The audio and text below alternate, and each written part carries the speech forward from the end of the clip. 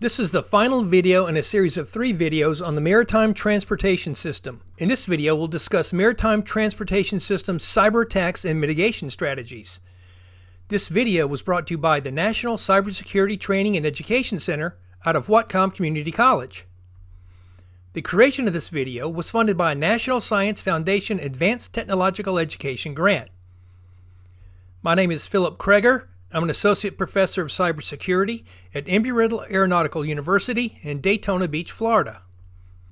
So in this video, we'll start with a brief review of Maritime Transportation System, what it is and what it encompasses. We'll also provide a brief review of cyber threat vectors for the Maritime Transportation System. And then we'll review various types of attacks and in actual examples. The first is an attack on a shipping company's logistics systems. And then we'll talk about 2 different types of attacks on navigation systems. The first is an attack on the automatic identification system. Second, we'll look at an attack on the Global Navigation Satellite System, GNSS, or what we call in the United States, the Global Positioning Satellites, or GPS. We have a guest lecturer, Dr. Gary Kessler, who has created a simulation of an attack on AIS. And finally, we'll discuss mitigation strategies for attacks on the Maritime Transportation System. Admiral Michael Mullen from the United States Navy said, "We're vulnerable in the military and in our governments, but I think we're most vulnerable to cyber attacks commercially. This challenge is going to significantly increase. It's not going to go away." And one of the primary reasons is the fact that there's been a great change in the amount of automation that has occurred over the last few decades when it comes to transportation. This is an older ship that we visited in one of the previous videos. This ship runs without computers and without networks, that is, no information communication technologies. And a critical part of the maritime transportation systems are the information communication technologies that support storage and transportation of data. Now, information and communications technologies are just technologies that are used to handle communications processes such as telecommunications, broadcast media, intelligent building management systems or ship systems, audiovisual processing and transmission systems, and network-based control and monitoring functions. In other words, all technologies that facilitate communications.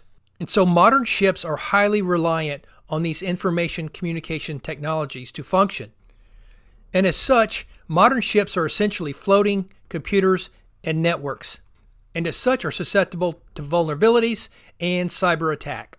Now, although we don't hear much about cyber attacks on the maritime transportation system, as it so happens, maritime cyber attacks are happening more frequently than members of the maritime community believe because of the number of unreported and undetected attacks. And much like the internet is not a single network, but it's actually millions of networks connected into a single larger entity, the maritime transportation itself is also a system of systems. So what does that mean and what does it look like? Well, this is a very simple, broad overview of some of the pieces of the maritime transportation system. Let's just highlight some of the systems, which includes the actual ships. That's the first thing we think of when we hear the word maritime. But there's also the shipping lines. There's also the people that are part of the shipping lines and the ships. There's also the ports, where the ships dock and then people and cargo are loaded and unloaded. There's also intermodal transfers, which just means taking cargo or people from ships and loading them on barges, airlines, railroads, trucking, or vice versa. And we also have the inland waterways, and there's thousands of miles of inland waterways throughout the United States. But let's just drill down to a ship and let's see what types of information communication technologies can be found there. On a modern container ship, you'll have the ship's network. You'll have navigation systems. There needs to be some method for updating the information communications technologies on a ship. Then you have all the communications that are digitized. You have the cruise network, which is going to be separate from the ship's network. You have the network backbone. You have industrial control systems, which we've discussed in more detail in the second video. And then you have loading and stability systems. All of these are potential threat vectors for a cyber attack on a ship. The maritime transportation system is a highly connected network of information communications technologies. And if a cyber attack occurs and it brings down one part of the system, then that can have an effect on the system as a whole. So now let's talk about cyber attacks on the maritime transportation system. And very quickly, let's think about the motivations for malign actors for attacking either a ship or a port or any of the other systems connected to the maritime transportation systems? Well, there's several motivations. There's the usual motivation, greed. They want money, or they want cargo, or they want information, or they simply want to disrupt the system. Now, we've actually talked about probably the largest attack on the maritime transportation system when we talked about the cyber attack on the Maersk shipping company. And this is the largest worldwide shipping company, and it lost $200 million over a 10-day period because a single computer on the Maersk network was infected with a type of ransomware. This ransomware infected the entire global Maersk network infrastructure. All of the offices, over 170 global offices throughout the world. But now let's look at another attack on a shipping company's logistics system. So just to refresh our memories, this is a container ship. Right now there are thousands of container ships out to sea worldwide, so the global seaborne container trade is believed to account for approximately 60% of all world seaborne trade, which was valued at around $12 trillion in 2017. So now let's talk about something called a ghost shipping attack. So this was an actual instance of an attack on the maritime transportation system in the Netherlands. So in this case, the sophisticated malign actors infiltrated a cargo shipping company's networked logistics system to modify bill of lading information. And let's look at a couple of those terms. The first is business logistics.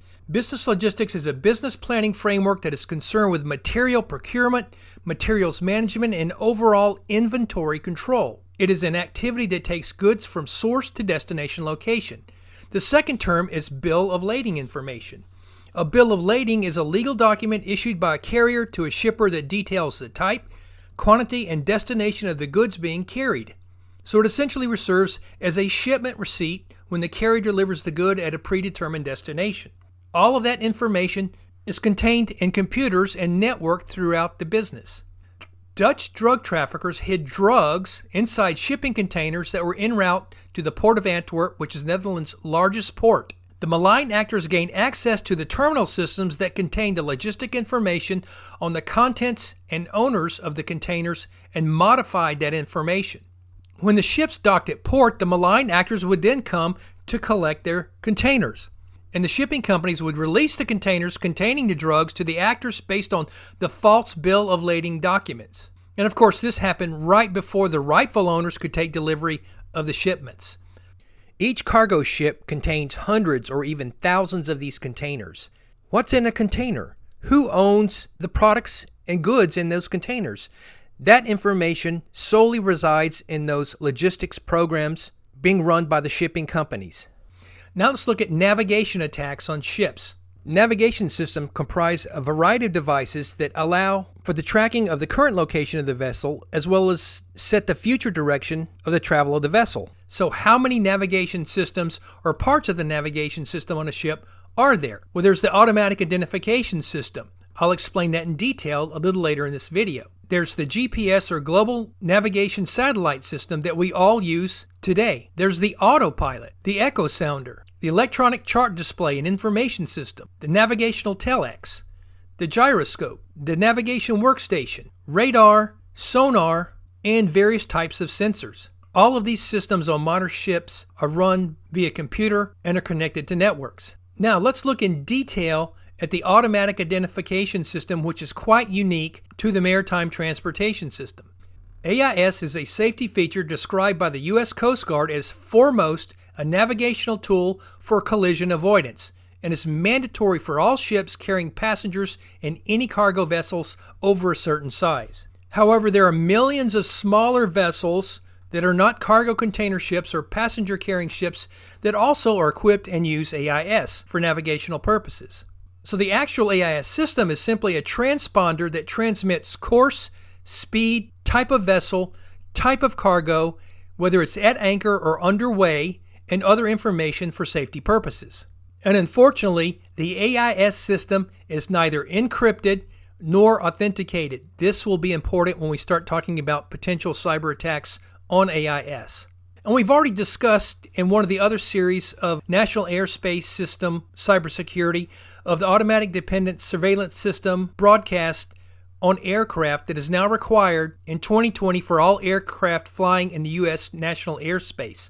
The AIS system is very similar to the ADS-B system on aircraft, and I will point you to the series on National Airspace Cybersecurity for more information on ADS-B and ADS-B attacks. So what specific type of information is broadcast in these AIS messages? First, there's static information, and it includes things that don't change, such as the Maritime Mobile Service Identity Number, the call sign, the ship name, the length and beam, that is the size of the ship, and the type of the ship. There's also navigational information, which is sourced primarily from electronic navigational systems on board the ship.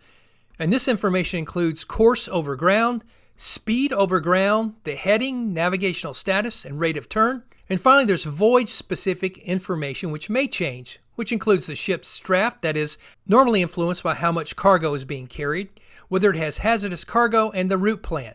But in terms of cyber attacks, the one that's most relevant to the automatic identification system are the navigational information attacks that you see here, which could influence information flowing to and from the ship on course, speed, heading, navigational status, and rate of turn.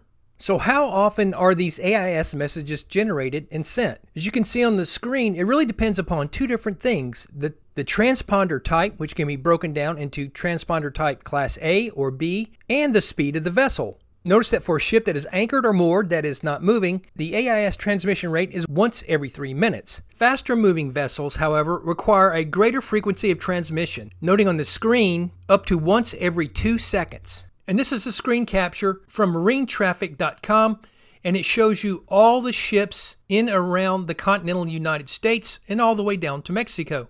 Almost all this information is updated in real time. Where does that information come from?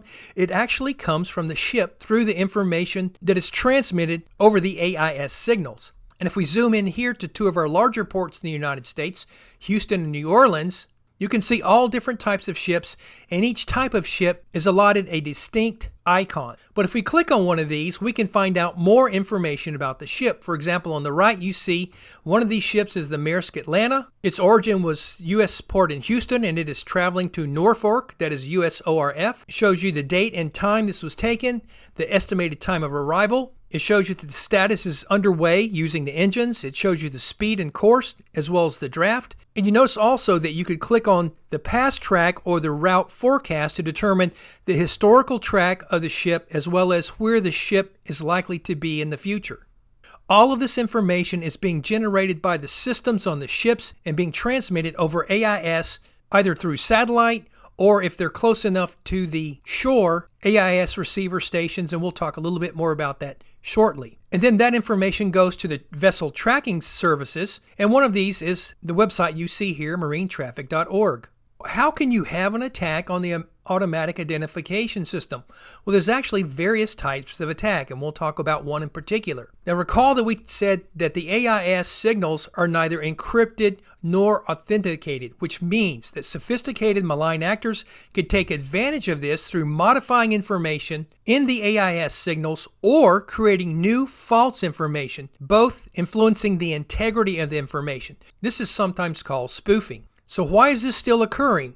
Well, the issue was the AIS protocol was designed at a time before it was easy to create spoof signals. Just like at the same time, the internet was created without cybersecurity in mind because we had trusted individuals using the internet. But once it was opened up to the world, we no longer had that situation. However, there are solutions that would include being able to encrypt and authenticate these AIS messages, but that would require the installation of new hardware on hundreds of thousands or millions of ships. So let's take a look at an example of how AIS works. We have a cargo ship. The cargo ship transmits the AIS message to an AIS-capable satellite every few seconds, which then relays that message to an AIS base station, which is terrestrial-based. That means it's on land, and then that's sent to the vessel tracker service. Additionally, ships have the capability of sending AIS messages directly to other ships in order to avoid collisions. Now let's insert our malign actor on the right. And so we still have the communications between the ships, the satellites, the AIS base stations, and from ship to ship. But now we have a malign actor that has the capability to spoof messages, which can then be sent to the AIS base station, which is then transmitted to other ships, as well as to the vessel tracking service. So what kind of problems can spoof messages create? Well, you see the cargo ship on the left. If the malign actor is able to spoof an AIS message, sending it to, let's say, an AIS base station, and the AIS message contains false information, the latitude, the longitude, and the course of the cargo ship, then that cargo ship may appear to other parts of the system receiving those messages as being located here. Or let's look at another example. In this instance, the malign actor is going to create a spoofed ghost ship. And so the malign actor creates all the necessary information for an AIS message for a ship that doesn't even exist. However, every vessel and entity, including the AIS base station and the vessel tracker service receiving these AIS messages, will see that ghost ship on their screen. And this is an article from 2013 on a team of researchers that were creating some of these ghost ships. And the article reads, over the weekend, a tugboat chugged along the mighty Mississippi River, headed for the Gulf, when in a flash, it disappeared completely.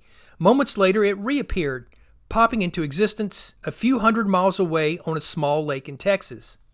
The researchers who were conducting this test said that they figured out how to spoof information going from a ship's AIS to the online tracking services, meaning on a whim they can change not only the vessel's location on the website map, but its size, type, origin, or even the cargo it's listed as carrying. The team said they can make an oil tanker sitting in New York Harbor drop it off the coast of North Korea, or create a luxury yacht out of thin air, all just with their laptops. How is this possible? Well, it's possible because these AIS signals are not encrypted, nor are they authenticated. What does that mean? Well, when the cargo ship transmits its AIS message to the AIS-capable satellite, the AIS-capable satellite is only receiving the message and then passing it along to an AIS base station. There's nothing to say that a malign actor can't create the same message with the same identity, but with different detailed information regarding longitude, latitude, course direction, and cargo, because those messages are not authenticated. What do I mean by authenticated? When you log into your bank account over the web, or you log into your email over the web, you have to authenticate yourself. You have to provide your username and password. And if you have multi-factor authentication set up, you usually have to have a phone that receives a message, which you then type in a 6-digit code onto the website to authenticate who you are. That whole process authenticates that you are identifying yourself through that process. AIS does not have that capability. It has the capability of creating messages, sending messages, and receiving messages. However, those messages are not authenticated. So since the AIS signals are not encrypted, if a malign actor is able to intercept those AIS signals between the cargo ship, let's say in this simple example, to the AIS-capable satellite, since the AIS signals are not encrypted, that means that this malign actor has the capability of changing the details contained within the AIS signal and then forward that to the satellite, which would then be propagated to the AIS base station and then the vessel tracker service. Had these signals been encrypted, that would not be possible. And now Dr. Gary Kessler, former professor of cybersecurity at Embry-Riddle Aeronautical University, is going to show us a simulated attack or two on AIS.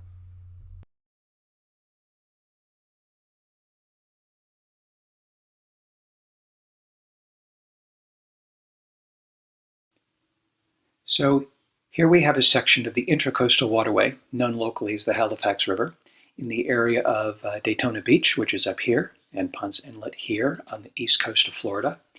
We have a number of vessels here, all advertising their position, their status, and that kind of stuff. For example, we have a vessel here, the Sterling V. It is, you can see a good-sized pleasure craft. It's moving at about 9 3/4 miles per hour on a course of 153. Now, it's updating every 30 seconds. So you'll see here it's at 27, 28. Just a second, it's going to move. You might have seen a slight movement there. It actually is slowing down because it's approaching a bridge. But in any case, this is what we would see with stock standard AIS kind of stuff. Now, you see here the same AIS display that we had before. And if we keep an eye on the action here, we're going to notice that, oh, another boat has just appeared here. Here's one called the Sea Fox. And there's actually a couple of other vessels that have just appeared there on the river. Now, the Sea Fox is a real vessel. I believe that she is a sailing vessel. And you can see, well, again, you can see her information here, and the fact that, again, we just updated and she moved ever so slightly. So the interesting information, though, about the Sea Fox is this. The Sea Fox is not actually there. The Sea Fox was there approximately a year before I made this video. So what I am doing is I'm replaying old information. Of the targets that are there on the river, roughly a third of them are not there right now. They were there a year ago. So this is an example of replaying. And for the same amount of money, I could not only replay old information, I could make up information and put ghost vessels on the river as well.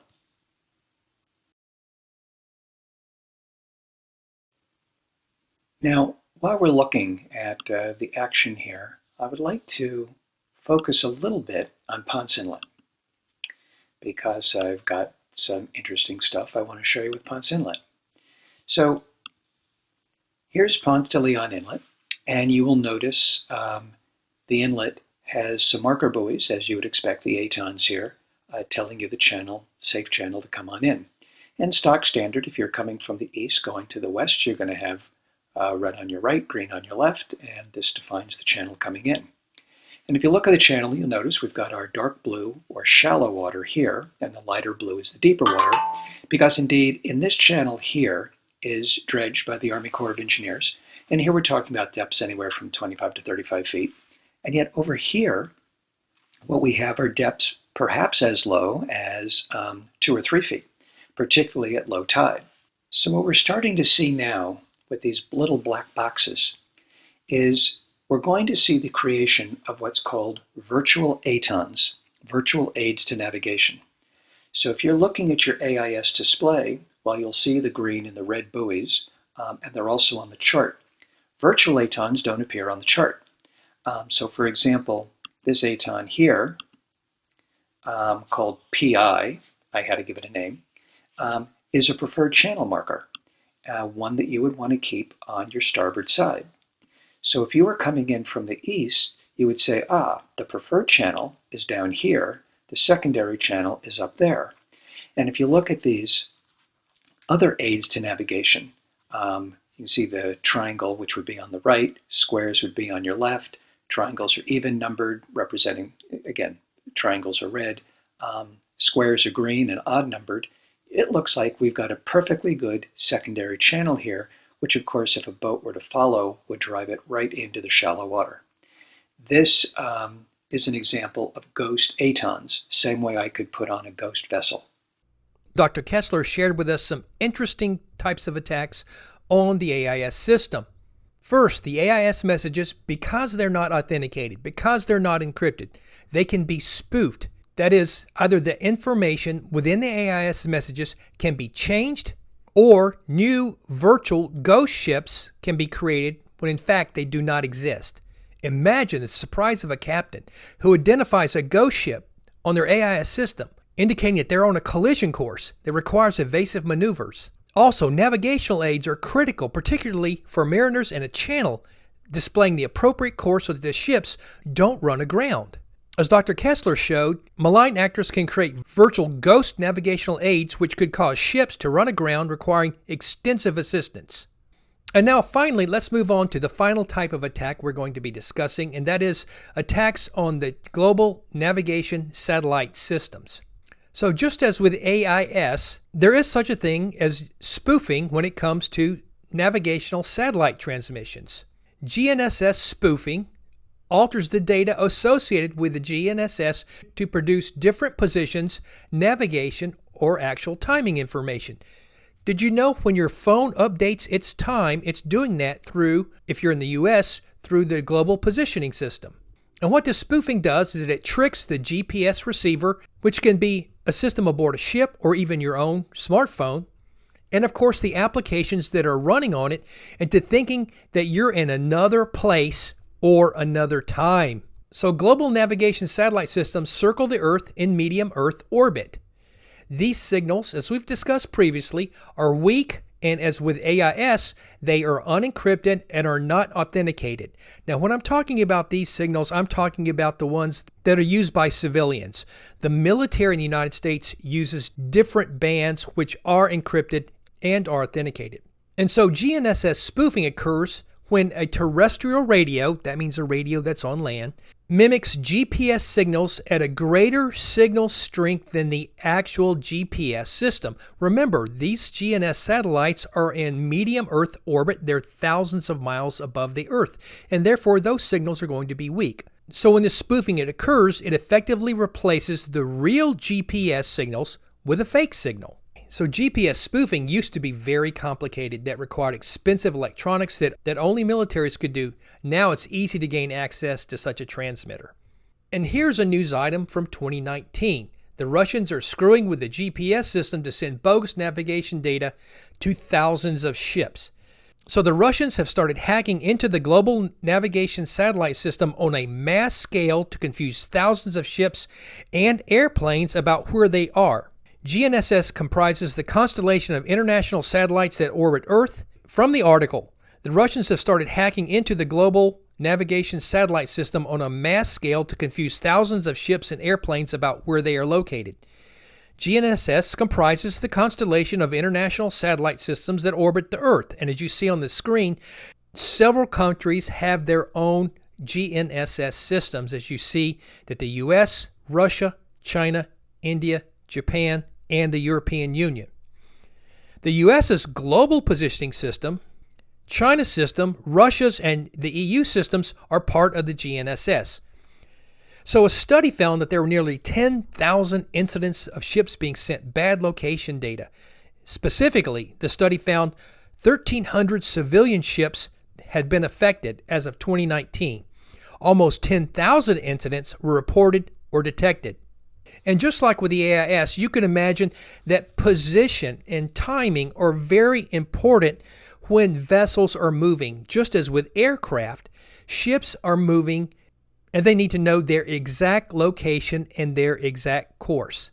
So just like with the AIS, you have similar issues because those GNSS signals are not encrypted nor are they authenticated. To conclude this video series, we're going to briefly discuss mitigation strategies for the maritime transportation system cyber threats. So Congress passed the Maritime Transportation and Security Act in 2002 and the Security and Accountability Act for Every Port Act in 2006. Both acts mandated specific requirements for physical security at ports, including patrol boats, waterside security, and entrance control points. Although legislation was put in place to secure ports in the United States, the cyber realm has remained practically untouched. In a broad overview, let's again look at the targets for ships. There's cargo management systems, bridge systems, propulsion and machinery management and power control systems, access control systems, passenger servicing and management systems, passenger-facing public networks, administrative and crew welfare systems, and finally, communication systems. We've touched on some of these in each of the 3 videos. So what are the target vectors or the attack vectors for these? We've already discussed some. Social engineering, phishing, which is a part of social engineering, waterholing, ransomware, scanning, spear phishing, which is also a part of social engineering, deploying botnets, and finally, subverting the supply chain. We've talked about some of these in several of the previous videos. But also the unique threats to the maritime transportation system. And actually one of these is not unique, but it also covers the national airspace. So we talked about the automatic identification system. This system could be better secured through encryption and authentication. However, as discussed previously, that's going to require the replacement of expensive equipment on each ship, so it's not likely to occur soon. Also, the global navigation satellite system. The systems used by commercial entities, I'm not talking about military entities, is not encrypted and not authenticated. Again, this would require significant changes in the equipment that is used and also actually being able to access these encrypted and authenticated channels that are used by the military, and that's not likely to happen. And again, why is this a problem? Because the maritime transportation system is a system of systems. It contains ships, shipping lines, people, ports, intermodal transfers, and inland waterways. Each of these in itself is a system of systems, each of which is a major attack vector by malign actors. And then if we just look at ships, we have the ship's network, the navigation systems, the methods for updating and remote access, communication systems that we've discussed, the cruise network, the network backbone, industrial control systems, and the loading and stability systems. All of these are potential targets for malign actors. And if we even look at the ports has many different systems, all of which rely on information and communication technologies. All of these systems are part of a larger system, which is the maritime transportation system. And so the mitigation strategies first involve identifying not only the targets, but also the attack vectors. And in your cyber classes or your information communication classes, when you think about access control, firewalls, intrusion detection systems, layers of defense, defense in depth, all of these mitigation strategies don't just apply to your typical web server or desktop server or IoT devices that are placed in a business. They also apply to the maritime transportation system.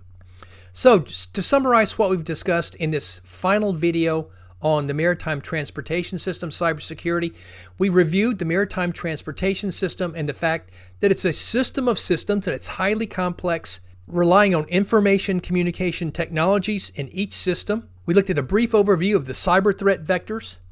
We looked at several different types of attacks, which included an attack on a business logistics system.